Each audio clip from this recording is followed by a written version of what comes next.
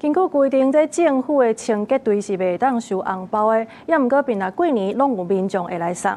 新竹市的環保局呢，甲這個紅包整理里的是捐予這綠色團體，今年攏總是有86000幾塊。除了是感謝民眾的好意，也提醒莫閣送紅包啊，才袂造成人的困擾。展開紅包摞啊，內底有200、500甚至上千塊。大家詳細點倒啊頂紅包，除了現金以外，還閣送宮廟的金母、百貨公司禮券。今年新竹市環保局在過年了後，收到的紅包就8萬多塊，環保局全部攏捐予綠色團體。過年時啊，包一個紅包，清潔隊員是阮一個心意。感謝伊規年燙天，替阮做一個。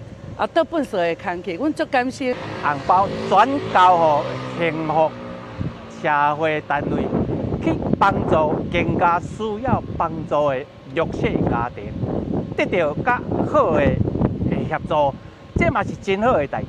環保局指出，這些攏是民眾在過年了，清潔隊收本社時，民眾為了表示感謝，直接把紅包進入隊員的垃袋啊，甚至等候駕駛。但是照規定，公務單位袂當收紅包，所以清潔隊員轉去了，就直接交予政府單位處理。根據統計，自106年到去年為止，紅包金額就超過39萬，也已經全部捐出去。